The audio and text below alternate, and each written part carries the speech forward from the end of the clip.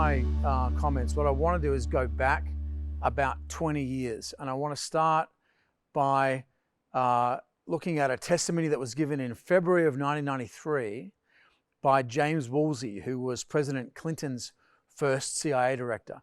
And in his confirmation testimony in February of 1993, John Kerry, who was on the Intelligence Committee at the time, asked him, look, the Cold War is over. What do you see as going to be the major sort of future warfare threats of the 1990s? And Woolsey says something interesting. He says what I have on the slide here. He says, we have slain a large dragon, talking about the Soviet Union. But now we live in a jungle filled with a variety of poisonous snakes. And in many ways, the dragon was easier to keep track of. And you can actually get his testimony online. He goes on to talk about a variety of threats emanating from weak states, failing states, and non-state actors. He talks about peacekeeping, humanitarian assistance, disaster relief, counterinsurgency, counterterrorism, counter-narcotics, whole suite of the sorts of things that people of my generation and many of our generation in the audience here grew up with through the 1990s. And as a sort of overarching comment at the beginning, I want to suggest that we lived in a Woolseyan security environment, an environment defined by Woolsey Snakes, for about 20 years, from February 1993 until about August or so of 2013. And I call that the Woolseyan security environment with permission, by the way. Woolsey is not a famously modest guy, and I had dinner with him a few years ago and asked him if I could name an entire era of global national security history after him, and he said, please be my guest. So I use that term with permission, but my argument would be for today that we no longer live in that environment, that environment shifted very significantly around the middle of 2013. And in fact, if you look at the national security environment from 1993 onward, it actually breaks down quite neatly into two 10-year periods. From February 1993 until March 2003, we were in the post-Cold War national security environment where we worried about things like chaos in post-Soviet space, the former Yugoslavia, peacekeeping, a variety of interventions in places like Sierra Leone and East Timor, various countries in the Caribbean and Africa. And what we were trying to do was to get a grip of that post-Cold War environment, mainly by handling those snakes. From March 2003 onward, we really focused on just one snake, insurgency and related jihadist terrorism. Now, you could say that that era started in 2001, but the reason I date it from March 2003 is that's when we got into Iraq and we found ourselves bogged down in a war of occupation that's really gone on ever since. And so if the first 10 years of that Woolseyan security environment were all about handling chaos, the next 10 years were all about dealing with that terrorism threat and the related threat of insurgency. Now, in 1991, in the Gulf War, about 18 months before Woolsey gave his testimony, the United States and the coalition, including Australia, essentially showed everybody how not to fight us, right? In the open, force on force, where we could bring to bear our incredibly advanced sensor suites, our system of systems, our GPS and satellites and precision weapons and so on to achieve this unprecedented degree of battlefield dominance. From 2003 onward, it was the opposite. We showed everybody how to fight us, how we would struggle against small, non-state groups that were amorphous, that were autonomous, that would blend into the background, that would disappear before we could strike them, and would hide among people and terrain that we just couldn't target. And so we've sort of been struggling with that ever since. From August of 2013 onward, the dragons are back. And now we're dealing with both state and non-state actors at the same time and in many of the same places. So the Russians, the Chinese, to some extent North Korea and Iran, have all come back as state threats, but in particular Russia and China. There's been a lot of talk about a new Cold War. I think that's probably overblown. We're in an era of great power competition that occasionally shades into confrontation or active conflict, but there's still a lower level of cooperation in which we're all addressing the same underlying sets of environmental challenges. But it's worth noting that the dragons now are not how they were in 1993. They've been watching, they've learned, and in many ways they're copying the snakes. Likewise, the snakes, the non-state actors, have been able to acquire levels of precision and lethality and technology that give them a lot of the capabilities that only states used to be able to have. So we've got dragons who fight like snakes and snakes who've achieved the capabilities of the traditional dragons. And that's the environment in which we're operating today. So if we think about the Russian seizure of Crimea in early 2014, which I'm showing on this slide, we had Russian naval infantry, so Russian Marines basically, mounting a coup de main operation, moving rapidly to seize key locations. They were backed up by the little green men, or what the Russians call the polite people, who came in fact from the naval infantry units of the Russian Black Sea Fleet and from various special forces organizations, but were quickly supported by local guerrillas and militias on the ground. Were able to draw on a cyber militia that carried out political warfare and various obfuscation tactics to try to make the operation ambiguous. It was in no way clandestine or covert, but it was sufficiently ambiguous that it took a few days for NATO to get its act together and respond. And in that time, they were able to achieve their key military objectives. So this is an example of a non-state actor, a state actor applying many of the same techniques that we would traditionally associate with a non-state. Here's another example on this slide of non-state type activities.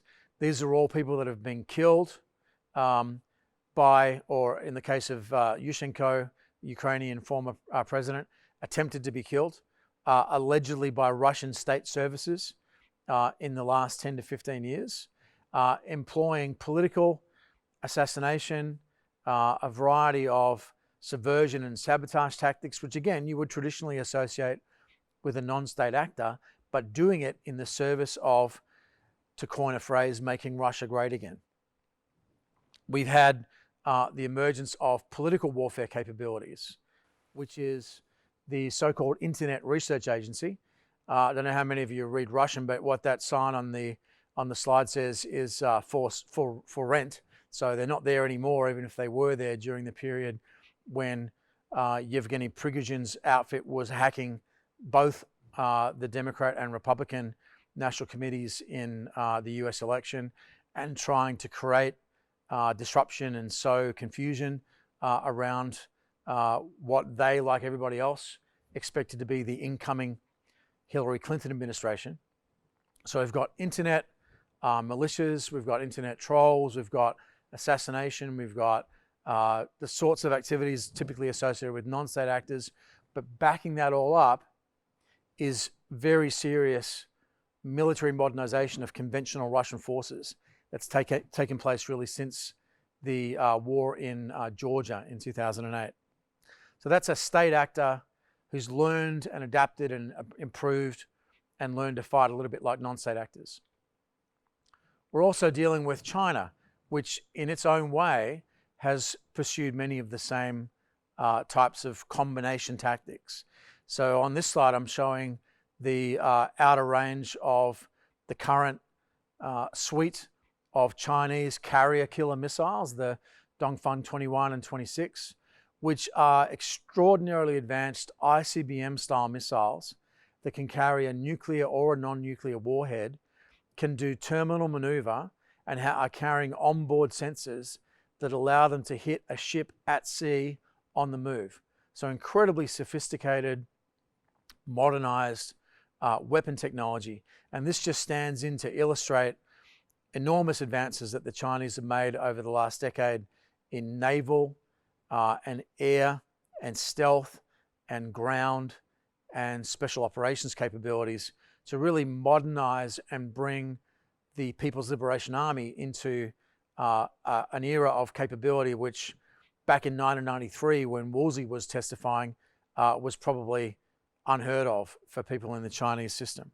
We also have what we see here on this slide, which is Chinese island building activity in the South China Sea, which involves literally dredging up coral reefs and turning rocks and shoals and atolls into inhabited islands, complete with airstrips and military barracks and advanced air defenses and radars and sensors and a variety of other military capabilities, which essentially create an anti-access area denial bubble across the entire South China Sea. Now, as of the northern spring of 2019, the US is still conducting regular freedom of navigation activity through the South China Sea. But this is something that is increasingly seen by Australia, by the United States and others as changing the regional security environment and not necessarily for the better. So we've got conventional military modernization on the part of the Chinese. We've got this kind of pseudo-conventional salami slicing, gradually encroaching through changing the facts on the ground in ways that involve really changing the real estate in order to achieve a military advantage. And then we've also got what you can see on this slide, which is actual strategic real estate purchases. Now, I'm not going to be tactless enough to mention the Chinese purchase of the port of Darwin, but on the slide here, I'm showing something that's at least equally interesting, which is the Chinese acquisition of the port of Hambantota in southern Sri Lanka, which a Chinese consortium, including state-owned enterprises, built using loans financed by Chinese finance companies on behalf of the Sri Lankan government, building an airstrip, a port, a container facility, right on the southern tip of Sri Lanka. And then very shortly thereafter, in late 2017, cranking up the interest rate on the loan to the point where the Sri Lankan government couldn't afford to pay it anymore, and then doing a debt for equity swap, which now gives the Chinese a 70-year lease on a major naval base on the southern tip of Sri Lanka. So this is a literal strategic real estate purchase that was used in order to shape the environment by the Chinese. So this is in no way the same as the Russians. The Russians are much more threatening in many ways than what we're seeing from China, but it does illustrate another state actor who's starting to go outside the traditional bounds of what we would consider military activity in order to gain a military advantage. They've learned from watching us struggle and they're adapting to the way they operate in response. On the non-state actor side, we've seen the opposite. We've seen non-states acquiring capabilities that look a lot like those of nation states. So on this slide, I'm showing you the Islamic State around the time of the seizure of the city of Mosul in Iraq in mid-2014. It's not every non-state actor that wants to drive around in columns of T-55s with heavy artillery and integrates both terrorist activity and guerrilla teams on the ground with full armored columns that are maneuvering about the battle space. Islamic State thinks it's a state, governs like a state, not a very nice state, fights like a state, and at one point at its peak, controlled a population about the size of Singapore, an area about the size of the United Kingdom, and about 20 cities across Iraq and Syria.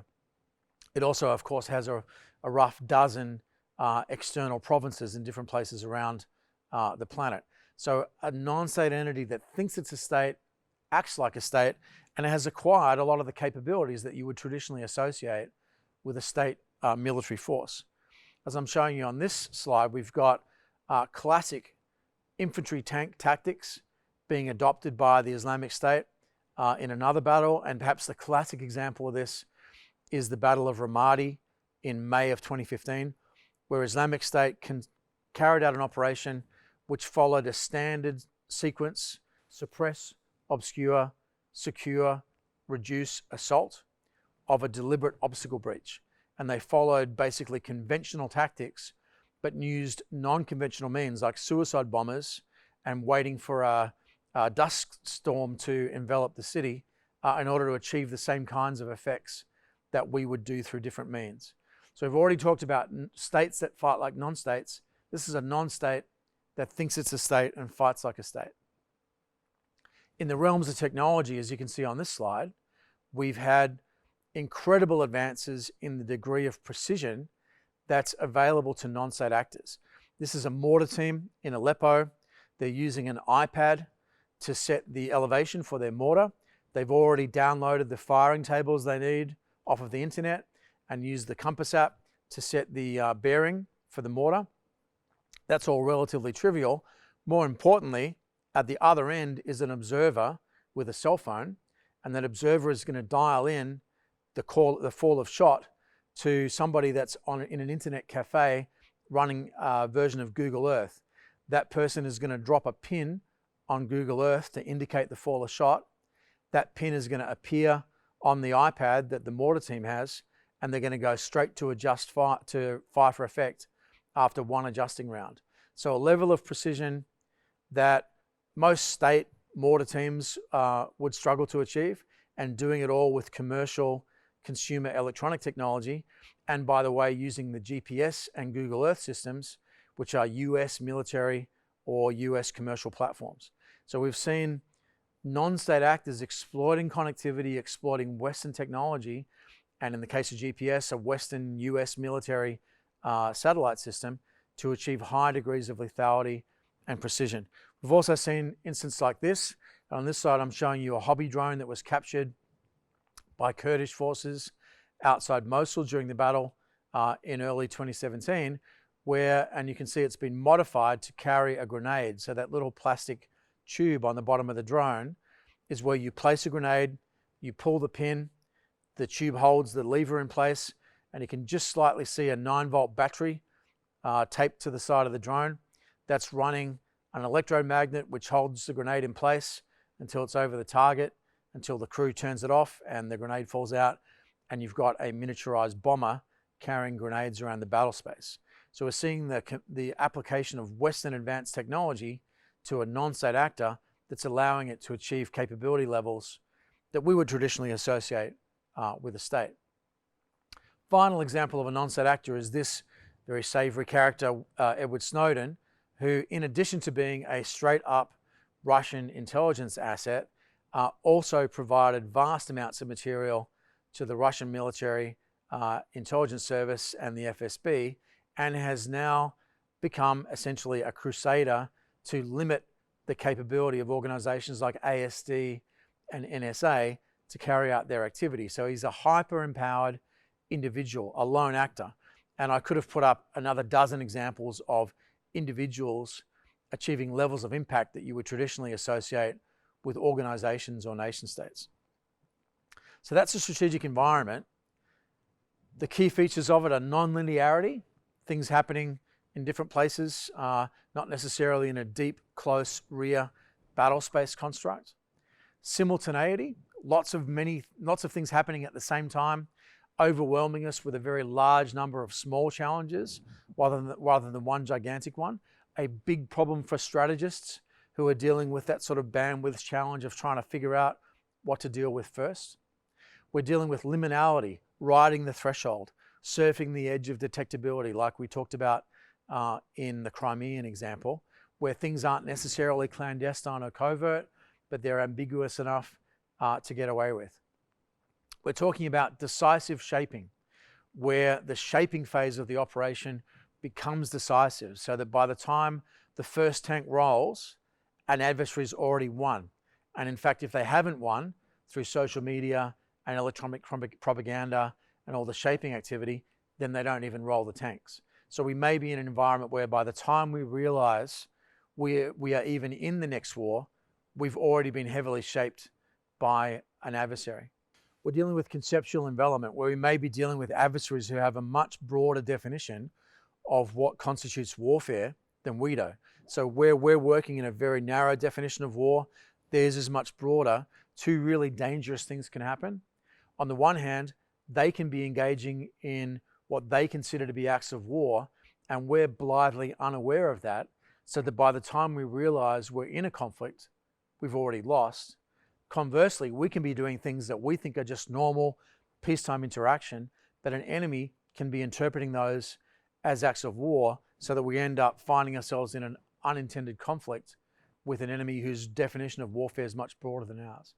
And then finally, we're dealing with democratization of lethality, which I've already talked about, where the kinds of lethality and precision and weapon systems that are available to individuals and non-state groups are of a level that used to be the sole preserve of nation states.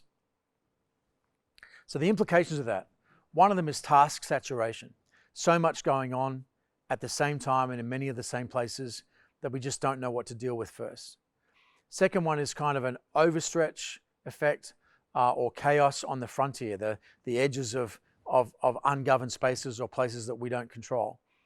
A third is loss of freedom of action, getting bogged down in so many wars of occupation or stabilization missions or advisory tasks that we simply lose our freedom of maneuver and are not able to respond when the big one happens.